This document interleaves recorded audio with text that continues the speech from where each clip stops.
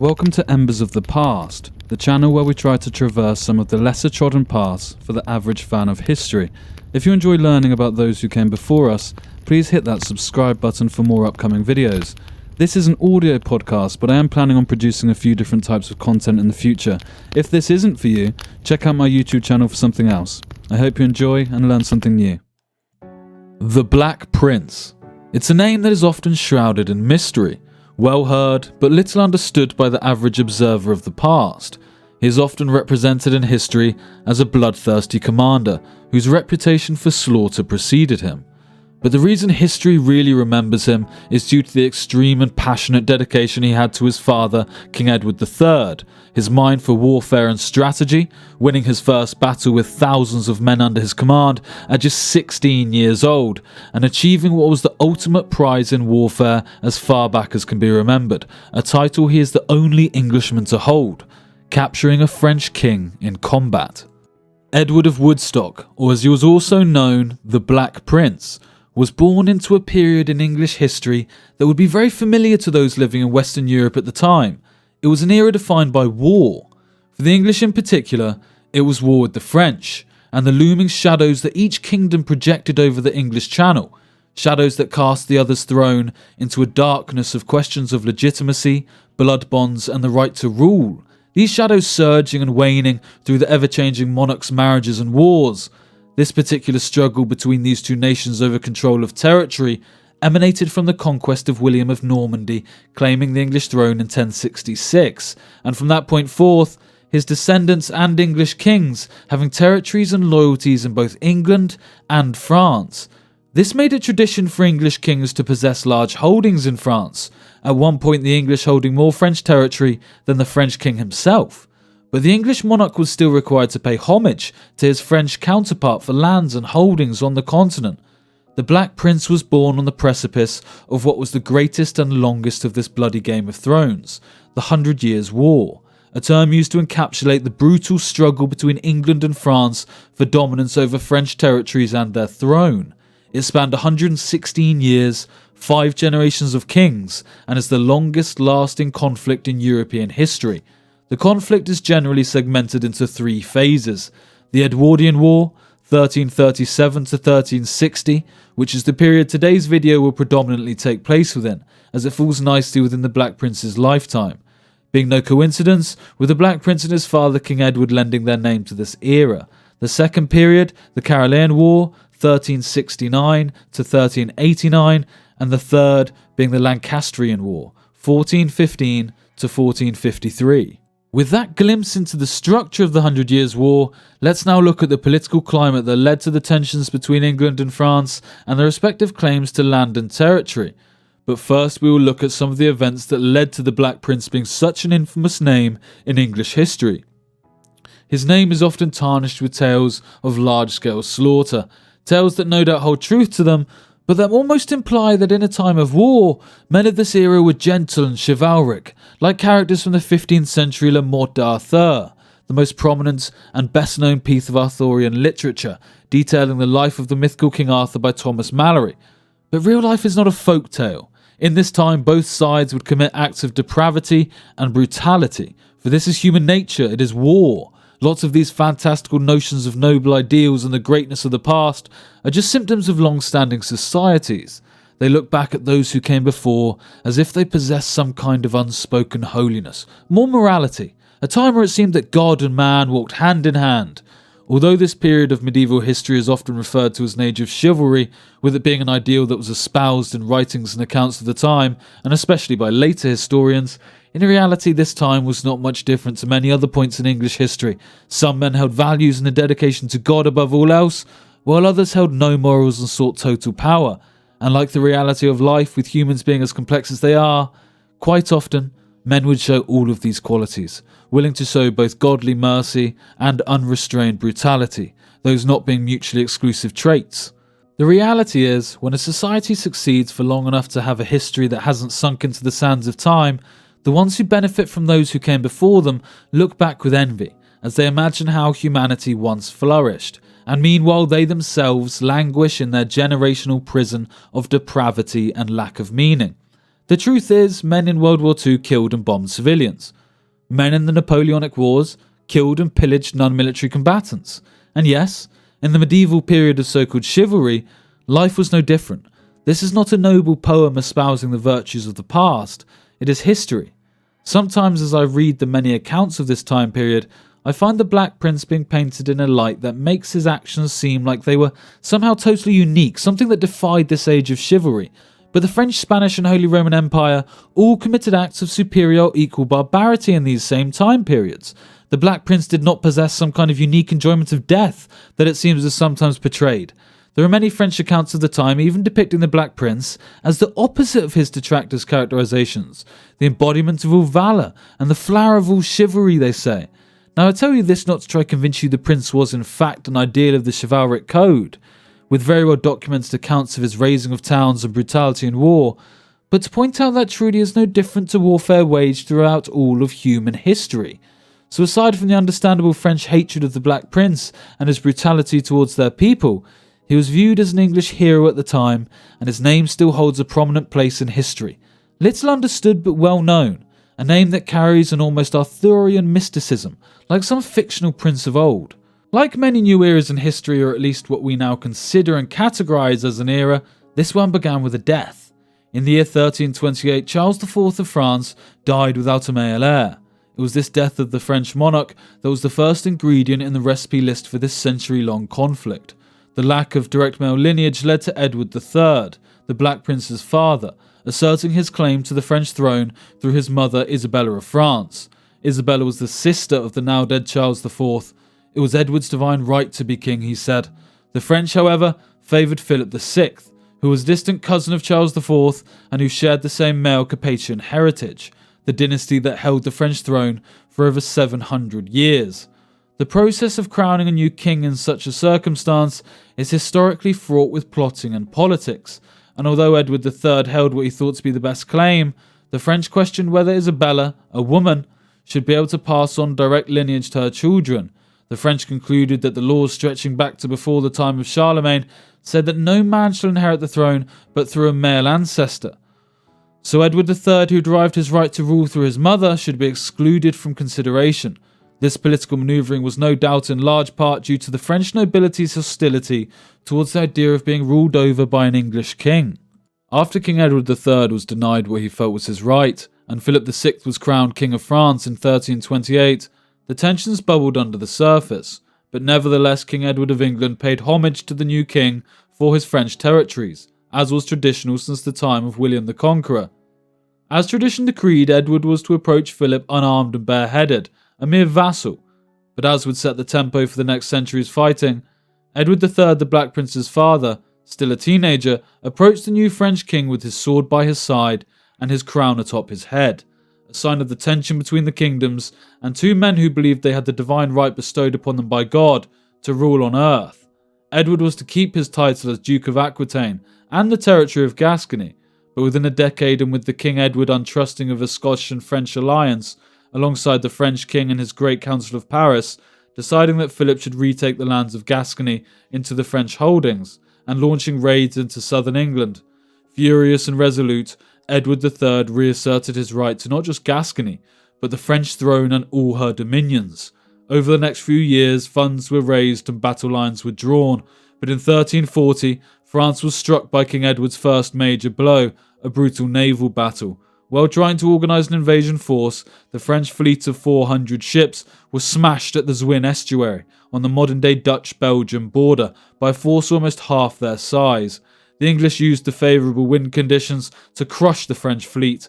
After feigning retreat, the English vessels took advantage of a strong wind and turned about head and caught the cumbersomely positioned French ships unaware, raining longbow fire upon the enemy vessels before sending infantry aboard to mop up the survivors. It is estimated over 10,000 Frenchmen and 150 ships were lost. For the next 6 years, a proxy war was fought over the Duchy of Brittany, with the French king's nephew ultimately being defeated and the English-backed John of Montfort claiming the title. Alongside that, an Anglo-Gascon army won several important battles and locked down control of Gascony.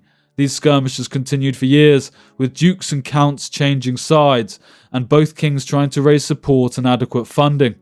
But it is in 1346 that the Black Prince enters the story in any true significance. In July of that year, his father, King Edward III, launched a large-scale invasion into France. Upon landing in Normandy, the Black Prince received a knighthood from his father in the local town. King Edward then inflicted large-scale raiding on the countryside, a tactic that was very common to the time and was not unique to some cruelty possessed by the English. There is a French term for this style of warfare, a chevauchée, a term that is not uncommon in medieval history and was a favourite of the Scots. If an army wished to undermine a rival's authority or limit their access to supplies and wealth, maybe even draw them into a battle which they did not wish to fight, pillaging the countryside surrounding these areas is an age-old tactic. Despite Edward's supposed instructions that no ecclesiastical properties were to be looted, no civilians harmed and no buildings burned, the trail of carnage the army left behind was undeniable. Religious buildings burned, settlements razed, and innocent civilians slain. William would win 2 battles in quick succession against the French nobles before the Royal French Army and English Army played a cat-and-mouse game as Edward lured the French king and his allies to his desired location, which he achieved on the 26th of August, 1346, with the natural barrier of a river and Crécy on one side and the village of Wadacourt on the other. Edward entrenched, with his archers driving stakes into the ground and his infantry digging trenches, anticipating the cavalry-heavy French force. This would be the first time the French were introduced on any great scale to the British longbowmen, with it estimated there were approximately 4,000 archers preparing to introduce themselves, from a distance that is. When the French army arrived at the site of battle, with at least double the army that Edward possessed, the French knights were confident, but it was the French who soon realised the fight for survival they had found themselves in. First, the French unfurled their sacred banner, the oriflamme, a notice to all present that no prisoners would be taken. After the English longbowmen displayed their range against the Italian mercenary crossbowmen, the Italians soon retreated after taking minor losses, and so the cavalry charges began. The French knights, however, were not effective, with a hail of tens of thousands of arrows piercing their armour, taking out their horses from under them and causing absolute disarray. The cavalry charges continued into the English line until nightfall, with the French death toll climbing ever higher. Observing a weakness within the French formation, the Black Prince charged into the vanguard, at just 16 years old, a mere boy, cleaving his way through the French forces until he found himself out of position and overwhelmed, being struck to the floor with a French knight striding towards him, ready to deal the final blow. One of Edward's standard bearers stepped in to save him, unfurling his royal banner and striking the knight dead. He rallied his troops and forced the French back.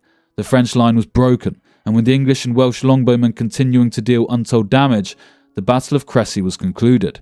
The English king and his prince took over 1,000 prisoners. During the Black Prince's manoeuvre into the French centre, one of the earls surrounding him saw the trouble the prince had battled his way into. On requesting help from King Edward for his beleaguered son, Edward is said to have, on hearing his prince was not seriously injured, called back that he intended for his son to prove himself, and should he succeed, he would win the honour of victory. It was a baptism of fire for the 16-year-old prince, one he seemed only too suited for. The French were defeated in this first major battle of the 100 Years' War. The French army left the field with 10,000 less men than they arrived with earlier that day. The battle was a decisive and humiliating defeat for the larger French force. The prince had proved himself, showed bravery, a military mind, and given an insight to the French how the Edwardian War was going to unfold. Edward and the prince then laid siege to the port city of Calais, capturing the well-defended city in 1347 after a poor and timid attempt by the French king to relieve this important coastal hub. The following year in 1348, the Black Death struck Europe, killing over 60 million people. This caused a slow to the fighting and a loss of funding, a common occurrence in these campaigns, with tax burdens being ever increased on the populace. 2 years later in 1350, Philip VI of France would die and be replaced by his son John the Good, or John II.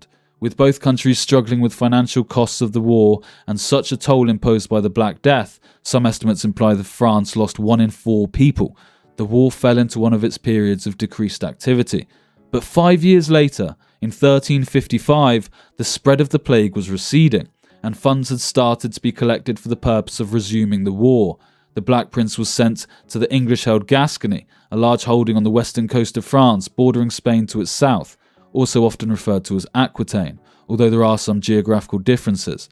The prince was appointed by King Edward as lieutenant in Gascony, and was issued powers to act in the stead of the king. Gascony was almost an English colony at this point. The region had been under English control for around 300 years, and some of the best commanders of this period were Gascon natives loyal to England. Gascony was also a huge commercial hub. It is estimated they exported 80,000 tons of wine to England a year, and Bordeaux, the Gascon capital, had a larger population than London. But the Gascon nobles were restless with the political situation and wanted to secure their borders and gain loot. So with the prince in command, they embarked on a chevauchée, one that would be remembered as the Grand Chevauchée, from the 5th of October to the 2nd of December, 1355. They burned and pillaged the countryside, going from the lands on the Atlantic seaboard across France, almost reaching the Mediterranean and back again, with the French king having to deal with King Edward in the north, battling on many fronts with limited resources and still recovering from the damage the Black Death inflicted on his population. The Anglo-Gascon force took advantage of these limitations. They had been dealing with French raids into their territories for years, and now with an English army at their side, they sought to inflict payback on the French. The 2-month, 600-mile raid caused untold destruction to the French and their ability to supply their war effort. It also showed the French nobles that their king was not capable of providing adequate support for them. The Black Prince pushed further into French territories than anyone thought imaginable, pillaging and burning as they went, intending to sow discontent and weaken the French war effort. The army would move in 3 large columns, stripping the surrounding land as they moved. Groups of soldiers being sent as far as 30 miles away from the main force to inflict this brutal way of war. Mills were a prized target as they limited the French ability to mill grain and caused hardship on the French population. This style of warfare is part of the reason that the Black Prince is remembered with such hatred by the French, but to think this was an unusual act in war is naive. After this campaign, and with huge amounts of wealth acquired and the French adequately suppressed, he returned to Bordeaux and dismissed the majority of the Gascon force. The French military strategy was extremely ineffective. It almost reminded me of Quintius Fabius's strategy from the Second Punic War against Hannibal. The refusal to engage against such a superior force was perhaps a wise move by Fabius, but the French, even with their troubles, had a much larger force than the Black Prince, and several times tried to lure him into unfavourable battle situations, which were quickly evaded by the prince, choosing instead to make the French populace pay for their lord's lack of commitment, targeting destruction of resources, wealth and morale over a pitched battle. If the prince's army came to a fortified town or city, they would pillage, burn and rob anything outside of the citadel, while those protected in their great walls were forced to oversee the destruction of their lands and people. The prince would then move on, traversing natural boundaries that the French believed would limit the prince. This spread fear in France, and towns and cities hundreds of miles away demanded more troops be garrisoned in their settlements and spent much needed resources building up defences and surpluses of grain. The prince knew that every resource that did not go to the desperate French army was a victory for the English. The Carcassonne region was absolutely brutalised, their 4 major cities burnt to the ground, and a huge amount of wealth transferred to the English and Gascon forces. Knights and merchants were captured to be ransomed back to the French. Carcassonne alone was thought to have generated more tax revenue for the French crown than all other French provinces combined.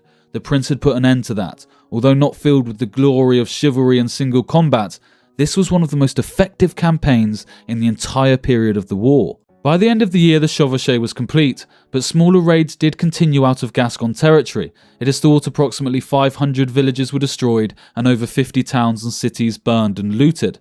The prince would then count his gold and reassess the situation until the summer of 1346. In July of that year, he set off on another raid, this time heading northward, hoping to meet with his father and the English royal army towards Normandy. The English had launched raids out of Normandy, inflicting punishments on the countryside and therefore the umbilical cord of the French army. John led a pitiful defence of Normandy, as more dukes turned against him and committed themselves to the English cause. Although John's army was of noble prestige, filled with some of the great knights of the time, they were still highly ineffective. They laid siege to the Norman town of Brétigny, that was held by men loyal to the King of Navarre, a kingdom in northern Spain, but who held territories in Normandy and was loyal to Edward III. The English commander Henry, Earl of Lancaster, resupplied the garrison and avoided a pitched battle with the French. Unable to lose face at his inability to take this Norman town, King John continued with the siege, attempting to dig under the walls and building large siege towers to assault them. The mining operations failed and the siege towers burned down by the town's defenders. As all this was happening, the Black Prince was still raiding the countryside to the south. Desperate and embarrassed, King John gave the defenders of Brétigny a huge bribe and allowed them safe passage further back towards the coastline into English-held territory. With this embarrassing debacle complete, the French king, now desperate to prove himself, turned south to track down the Black Prince and seek affirmation for his title as a warrior king. We then move a few weeks into the future, to early September. John reinforced his troops and reorganised the army, dismissing some infantry and creating a fast-moving cavalry-based army, supported by Scottish men-at-arms sent by William Lord of Douglas. The prince, meanwhile, continued his scorched earth strategy. To give you an idea of how this might have looked in this time with such widespread looting, the English army was not concentrated together, raiding as a large force. They would have 3 large units, generally separated by up to 20 miles, to inflict the utmost damage on the surrounding area, but still able to coalesce within a single day if needed. The Black Prince would again demonstrate his superior strategic ability compared to his French counterparts, with King John forced now to deal with the Prince, and also humiliated by the last year's preceding events. Edward knew John was keen to prove himself and dispel any notions of his cowardice or lack of capability. John would march his force south, trying to cut the English Gascon army off from their base in Gascony. Edward, although once again numerically inferior, was confident in his army's ability, and if he could find a suitable venue for battle, sure of English victory. If when he met the French they were too numerous, he was also confident he could use the size of their force against them and outmaneuver this cumbersome threat. The prince also noted the recent turmoil surrounding King John and his reported desperate desire to battle the English forces of the Earl of Lancaster in Normandy. The prince could smell King John's desperation. As the king tried to trap the English Gascon force against some kind of natural barrier and cut off their retreat, the Black Prince approached a wooded hill on the 18th of September, viewing it as a perfect defensive point to counter the French force so eager to engage him. The prince's force dug pits, trenches, and formed a barricade to fight behind. Estimates for the size of the respective forces vary, but it is generally accepted the French had a force of at least double the English. The prince's army numbering around 6,000 men, with 3,000 men-at-arms, 1,000 Gascon infantry, and at least 2,000 English and Welsh longbowmen. The French army, on the other hand, numbered at least 12,000 men total, with at least 10,000 men-at-arms and 2,000 crossbowmen. While in his defensive position, negotiations were attempted by a delegation sent by Pope Innocent VI. They were not the first attempt at a negotiation. The Cardinal of Perigord met the prince to try to avoid the fighting, or as was customary at the time, bring the two forces into a pitched battle, an honourable way to settle their dispute without the constant murder of those suffering within the countryside. And to be able to contain the number of men dying in these battles, the Cardinal told Edward that the French were now so close that to try and retreat from their defensive position would be suicide, and if Edward stayed there, he would surely run out of supplies due to the intense forced marches his army had already made, and the lack of supplies surrounding the prince due to him already stripping the land bare. Unaware to the French or the Cardinal, the Anglo-Gascon army was already in a weakened position with low supplies and no water for their horses. The prince is said to have discussed terms at length and proposed options that were favourable to the French, with extensive concessions by the prince. This is where it becomes slightly murkier, because the truth is Edward III had already issued the Black Prince with the ability to act in his stead, and make negotiations, truces or armistices as he saw fit, or would be favourable to him.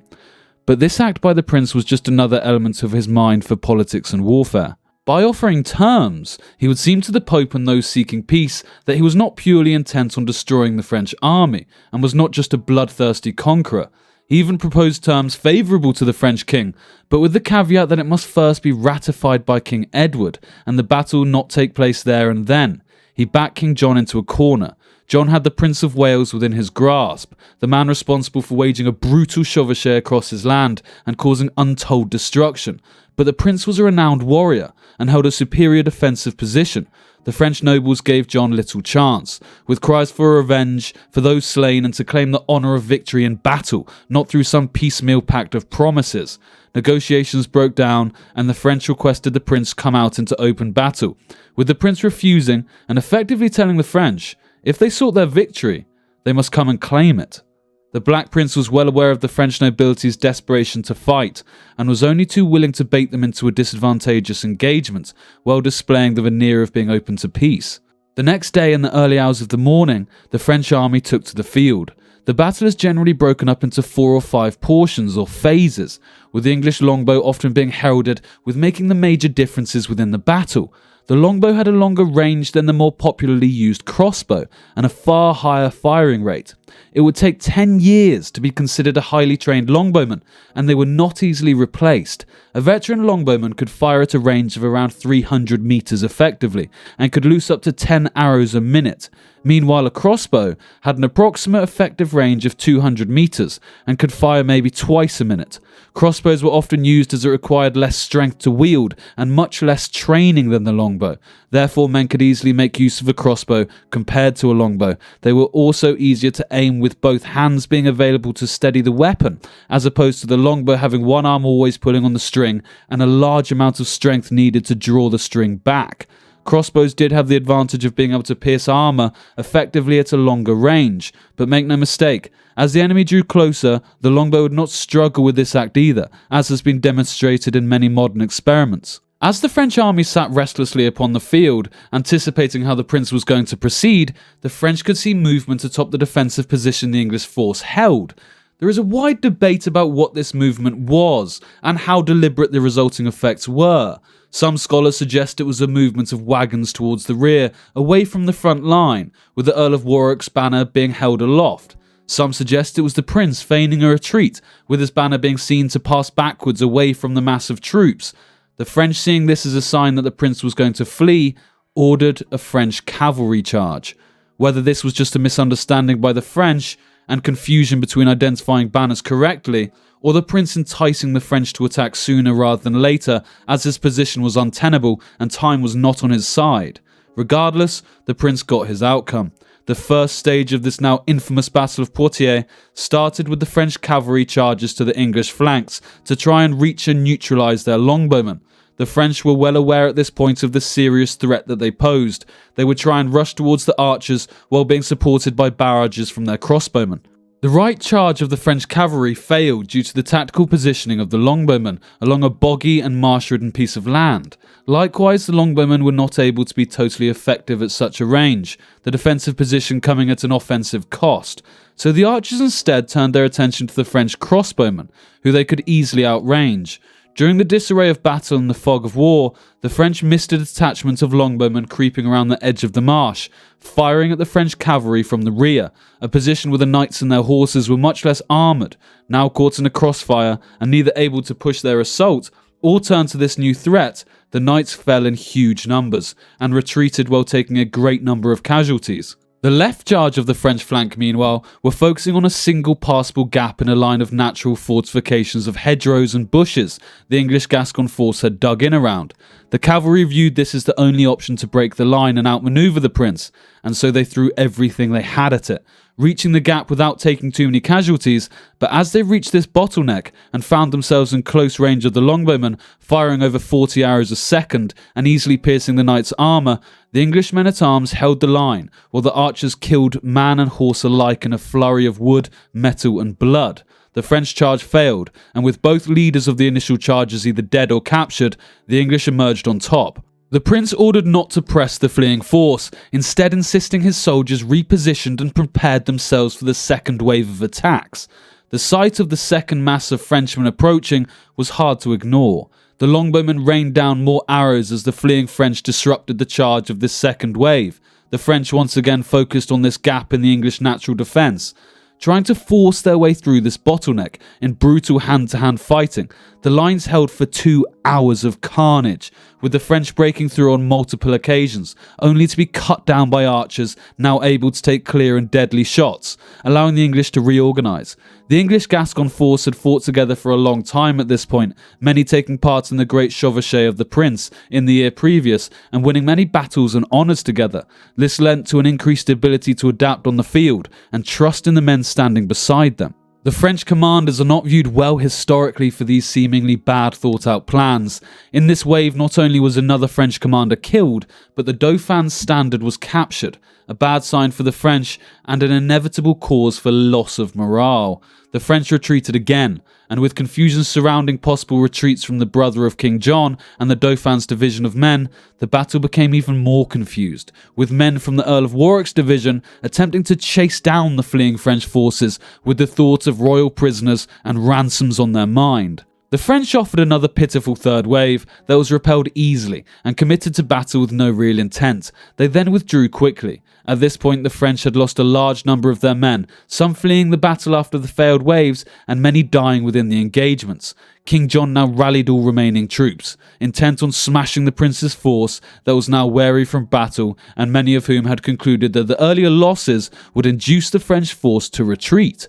But John, with the remainder of his army massed beside him, and many of the best fighting men within the country, and his own hand-picked personal guard, started to close the gap of approximately a mile between the two forces, unfurling his sacred oriflamme banner, indicating no prisoners were to be taken on pain of death. The English, on seeing this daunting sight after hours of battle, are said to have become wary, the prince giving an embittered and resolute speech, urging his soldiers towards this final, glorious and historic victory. But the prince knew this last attack might be too much for his exhausted troops. Once more, the prince and his commanders displayed superior military experience. They organised a small group of men to leave the defensive position and start to move around to the side of where the French force was expected to engage, using the topography to mask their intent. Upon seeing this, many of the Anglo-Gascon force became disheartened, thinking that these men could see the writing on the wall and were saving themselves. Sensing the sinking morale, the prince displayed his formidable nature and commanded his troops to advance towards the larger French force before they might think of saving themselves and fleeing the scene of battle. This move in itself shocked the French army and, emboldened by their prince's confidence, spurred on the men. The French crossbowmen led the men-at-arms, trying to weaken the English line and disorganize them by raining down bolts upon the English army. Crossbowmen at this time would advance in groups, with one man holding a large shield in front of them, blocking incoming projectiles and giving a safe haven to reload. The English longbowmen continued to loose arrows into the French line and suppress the ability of the crossbowmen to shoot effectively. As the French neared, the longbowmen expelled the last of their ammunition after a long day's fighting and prepared for hand-to-hand combat in this struggle for final survival. These lines met in a brutal cacophony of death. The fighting was fierce and the French elite force that surrounded the king was having an undoubted impact. The English line almost broken, victory in the French grasp. Then, a charge of men came from behind the English line. Warwick's troops, who had chased the Dauphin in search of ransom, returned to the fray, securing the English lines and pushing the French back. Then the final nail in the coffin of this great and infamous Battle of Poitiers. The flanking force ordered by the Black Prince emerged to the rear behind the French line. The archers dismounted from their horses they had used to aid their mobility and started massacring the back of the French line as the accompanying men-at-arms charged the French. Many of John's troops started to break rank and flee, with another group personally responsible for the king surrounding him and fighting valiantly, many of these men being senior nobles or members of the Order of the Star, a chivalric company of knights sworn to never surrender. The fighting was brutal, but with victory on the horizon, the English preserved as many of those great men as they could, knowing the riches would follow them back to England. King John and his youngest son Philip were captured alongside the sacred oriflamme and its bannermen. The resulting slaughter of those not worthy of ransom was brutal. The remaining fleeing French force ran for the nearest defensive fortification and sought refuge in Poitiers, but the city closed its gates, fearful of being overrun by the prince. The French cries were heard over the fortified walls as the English massacred the Frenchmen against the gates of the city.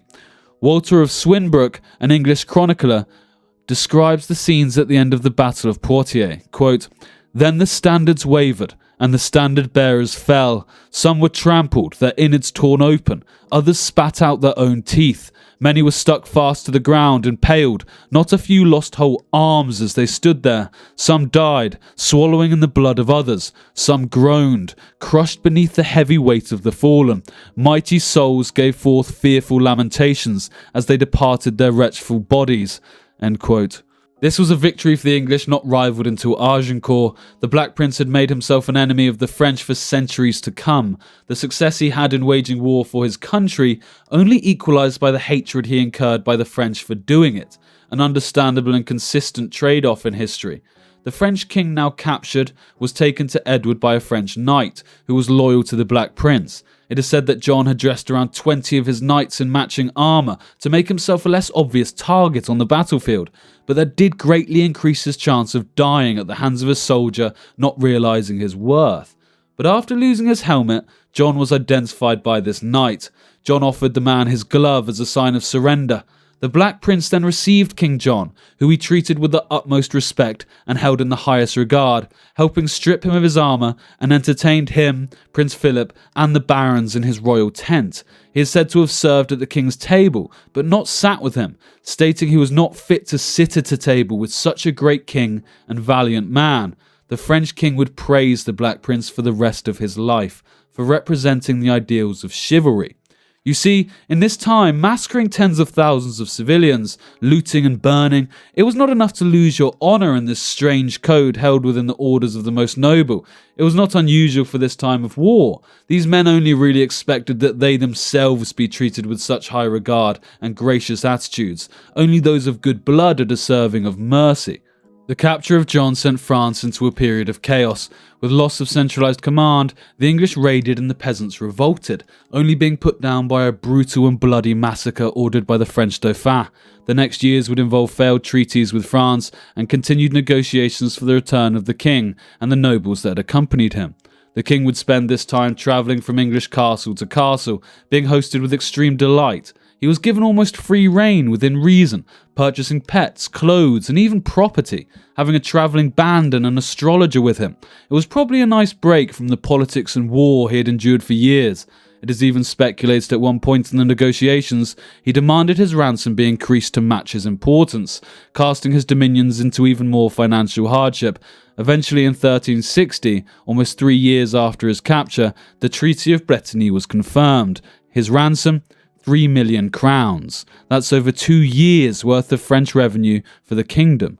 He was escorted to the coast, having one final dinner with the Black Prince at Dover Castle before going back to raise the funds of his ransom. His son Louis was taken in his stead as security. This is where one of the most famous stories of John II comes about. After his son Louis had been in captivity at Calais for around 3 years, he escaped and fled into the French expanse of forests and valleys. Upon hearing this, King John did not rejoice, but called his royal council to announce he would return to English captivity as a point of honour and negotiate with Edward in person.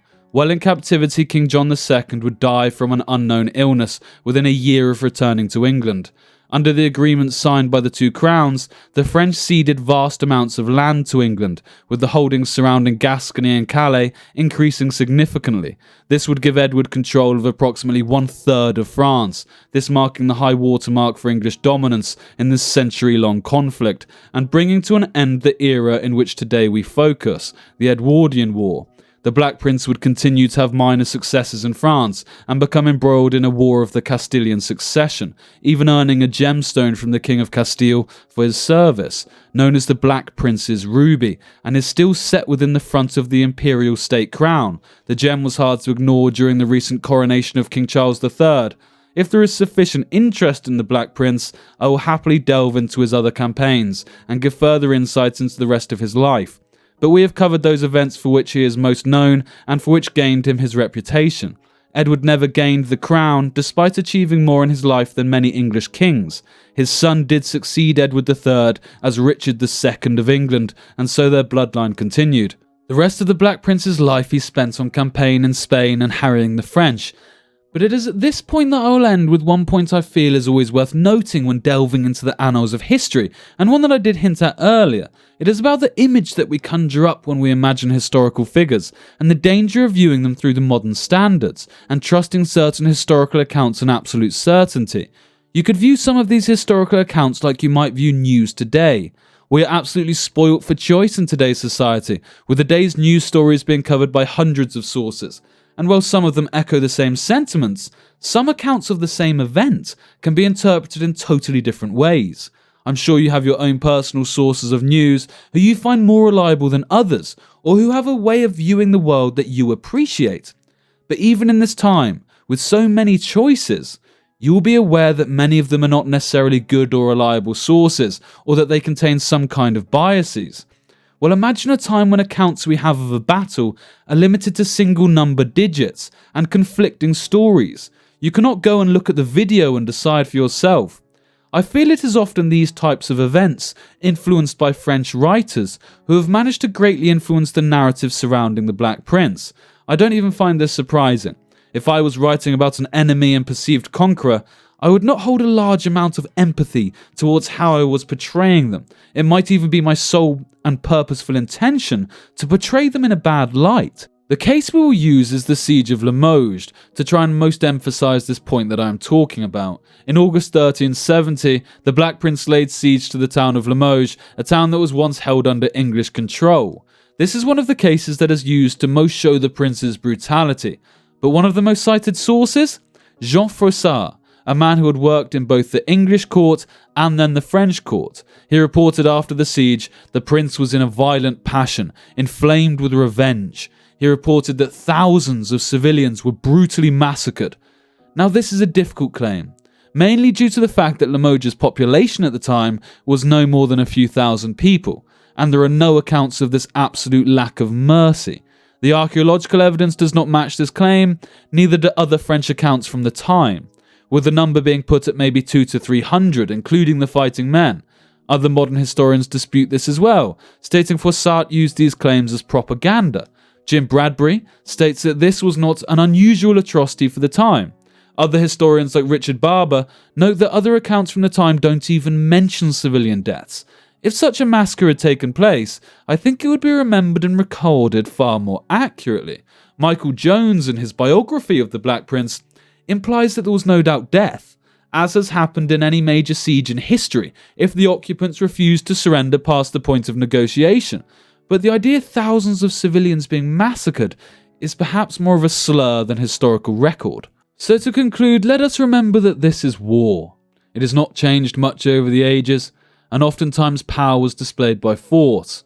There are no end of accounts of massacres from the French, just like the English. But you cannot blame Froissart for writing as he did about the enemy, but to take it as gospel would be a mistake. Propaganda is one of the most effective ways of waging war, going back to the politics of the Assyrians and ancient Greeks. If you can affect the mind of a person, or thousands of people, you may inspire loyalty and fanaticism that knows no bounds, more powerful than any single weapon, capable of controlling cultures and societies of millions. The notion of good versus evil, the enemy being mere animals that have no concept of humanity as you see it, only worthy of exterminating. Whether Froissart was lying, we will never truly know, whether he was mistaken or just doing what he felt was his duty. The Black Prince was a fearsome commander, but I think his brutal reputation is an unfair account of who he was. His evils were truly no greater than the standard of a man in his position at the time. It should not have to be the first line in the writings that document his incredible life. He found victory on the battlefield as a teenager, captured a French king, and by all accounts flourished in those things that mattered most: God, family, and country. Thank you for watching the video, guys. If you made it to the end, I really do appreciate it, more than you can imagine, so please do drop a like and give me some feedback in the comments. It's very much appreciated and needed.